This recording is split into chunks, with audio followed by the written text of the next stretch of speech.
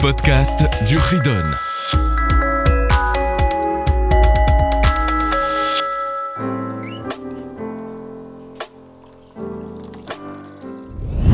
Bonjour les enfants, nous nous retrouvons pour le chapitre 40 Sefer Torah. Sefer Torah qui est l'objet le plus kadosh, saint, qu'on retrouve dans nos synagogues à l'intérieur du Eichal, du Aron HaKodesh, qu'on sort le jour du Shabbat, jour de fête, ainsi que le lundi et le jeudi.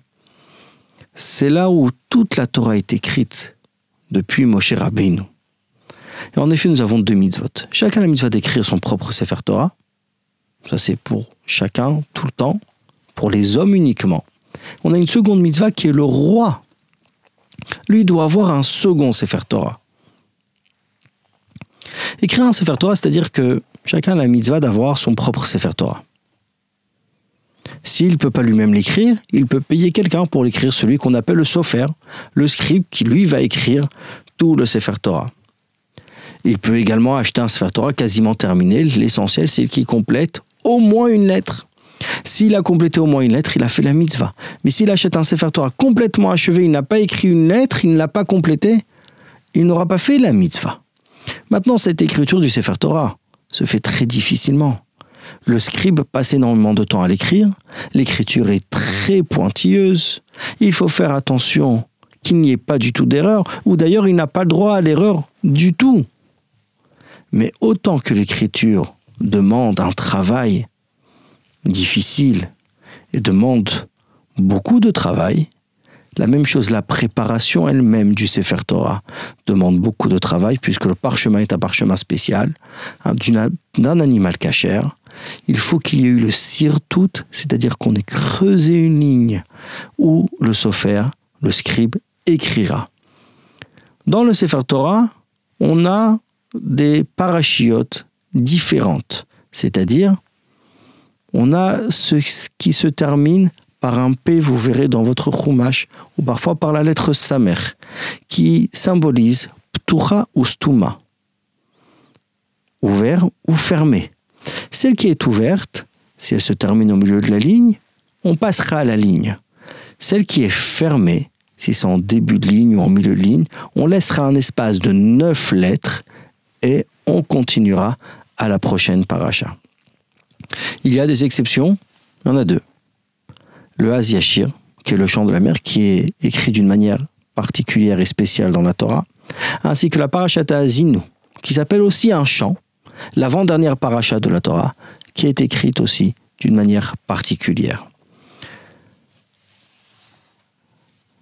Avant qu'il y ait l'imprimerie et des livres imprimés comme nous avons aujourd'hui, chacun avait l'obligation de s'écrire un Sefer Torah qui était le livre dans lequel on avait toutes les lois de la Torah. Ce livre sur lequel on se basait pour étudier. Il n'y avait pas de chumashim comme on a aujourd'hui, qu'on puisse acheter en boutique et étudier à l'intérieur. Il n'y avait pas bien sûr, ni de photocopieuse. Et si on voulait étudier la Torah, il fallait l'étudier dans un Sefer Torah. C'était leur livre d'études. Aujourd'hui, le Sefer Torah appartient à la communauté, il se trouve qu'à la synagogue, et on étudie dans des livres imprimés. Ce qui est écrit dans la Torah, c'est ce qu'on appelle la Torah écrite. D'un autre côté, on a la Torah orale.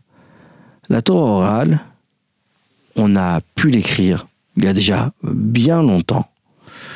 Mais pour avoir fait la mitzvah aujourd'hui, d'écrire un Sefer Torah, ce n'est pas un Sefer Torah proprement dit, mais si il a un chumash, il est copie un chumash, une mishnah, une gemara, donc un passage de Torah avec lequel il étudie. Il fait cette mitzvah d'avoir le Sefer Torah, puisque cette mitzvah était d'avoir un livre dans lequel il peut étudier et se souvenir des commandements d'Hachem. Mais nous avons également le second Sefer Torah que le roi devait avoir, puisque le roi d'Israël doit faire attention et doit veiller à aller selon les lois de la Torah encore plus que chacun. Du fait que c'est le roi, il doit montrer un exemple, il dirige le peuple.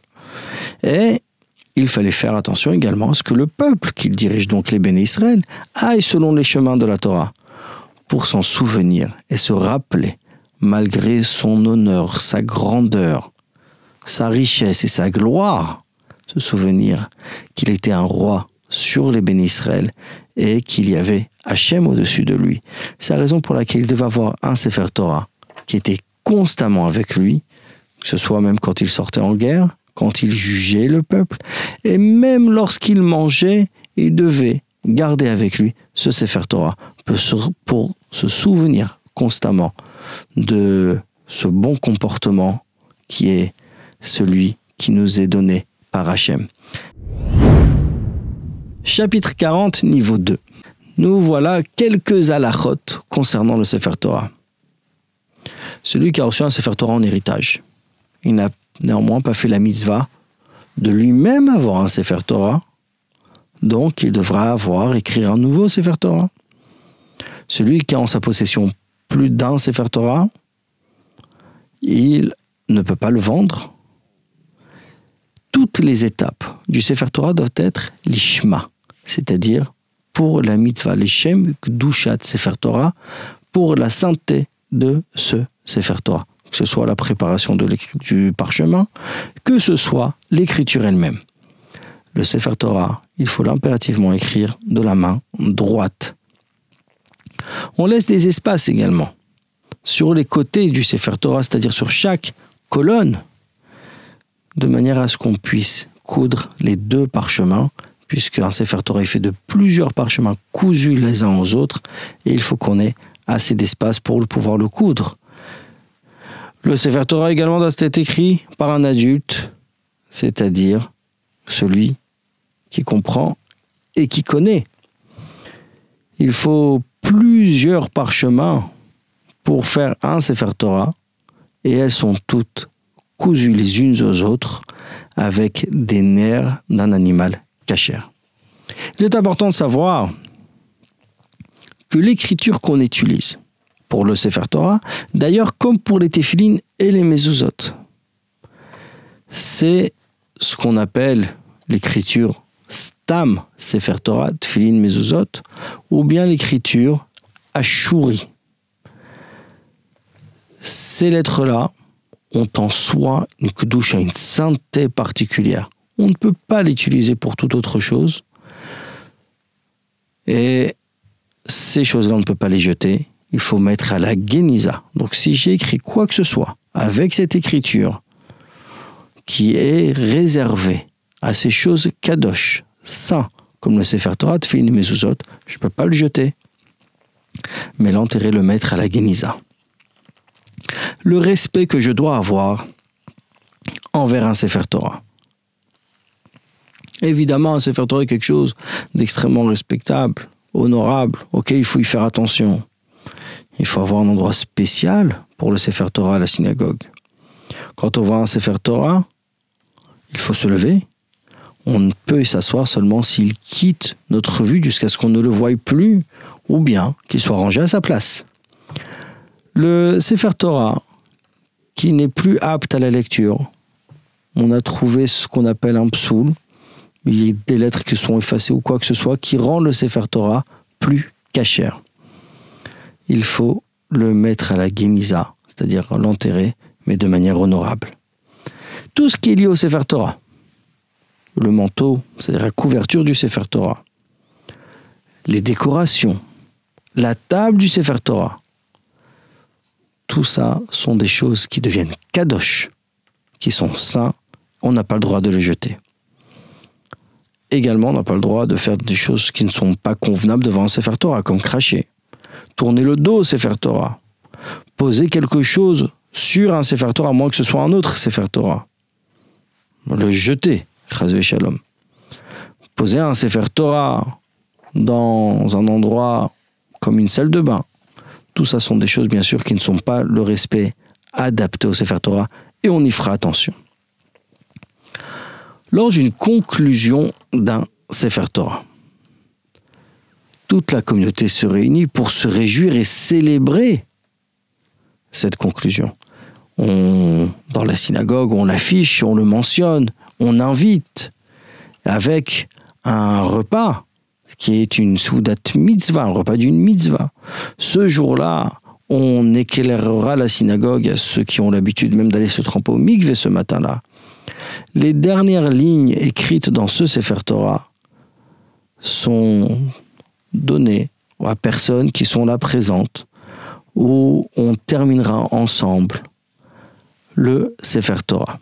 Une fois qu'il est entièrement terminé, une fois qu'on l'ait roulé, on le prend sous une choupa.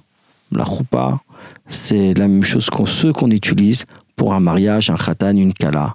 Donc on le couvre et on le met avec des chants et des danses et il est accompagné.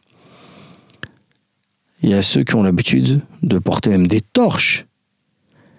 Cet honneur de porter le Sefer Torah au moment où l'accompagne à la synagogue est donné à ceux qui participent. Et chacun fera quelque part pour porter le Sefer Torah et donner la possibilité à chacun d'aussi le porter. Quand on arrive à la synagogue, on ouvre l'Echal, le Aron HaKodesh, là où sont entreposés les autres Sefer Torah. Et là où l'Assemblée mentionne Sfarim Kedoshim, livre saint, venez accueillir votre nouveau Sefer Torah que un tel a eu le mérite d'écrire et l'amener jusqu'ici. C'est là où on sortira les autres Sefer Torah qui sont à l'intérieur de l'armoire et on se mettra en 2 lignes pour faire entrer le nouveau Sefer Torah à sa nouvelle place dans le Aron HaKodesh. Il y a ceux qui ont l'habitude de dire les versets de la Torah, comme on le dit à Simchat Torah, de tourner autour de l'abima, la table où on lit la Torah, également comme à Simchat Torah, mais afin de faire une différence entre Simchat Torah et cette fête de Achnasat Sefer Torah, faire entrer un nouveau Sefer Torah, on fera 8 tours et non pas 7 comme lors de Simchat Torah. On a encore une mitzvah qui est liée avec le Sefer Torah. C'est Kriyat HaTorah, la lecture de la Torah quand il y a un minyan. Moshe Rabbeinu a demandé au Béni Israël que 3 jours ne passent pas sans avoir lu la Torah. Et il faut lire la Torah donc 3 fois par semaine, le Shabbat, le lundi et le jeudi. Ce qui fait qu'on n'a pas 3 jours qu'ils passent sans avoir eu un Sefer Torah. Ezra Sofer, Ezra le scribe, qui a reconstruit le second temple à Jérusalem, a ajouté aussi une lecture de la Torah le Shabbat après-midi lors de Mincha. On lit dans la Torah également Yom Tov, Rosh Chodesh, Hanouka, Purim, les jours de jeûne. De manière générale, on appelle à la Torah 3 personnes. Le Shabbat matin sont appelés à la Torah 7 personnes. Jour de fête, 5. Rosh Chodesh, Chol HaMoed, nous appelons 4 personnes. Yom Kippour, 6 personnes montent à la Torah. Évidemment, uniquement s'il y a un minyan. D'après la coutume qu'on a jusqu'à présent, on termine et on conclut le Sefer Torah chaque année. On le commence le Shabbat après Simchat Torah qui s'appelle le Shabbat Bereshit et on le termine l'année suivante à Simchat Torah avec la dernière paracha, celle qui s'appelle Vezot HaBeracha. Et nous voilà pour ce 40e chapitre. À bientôt.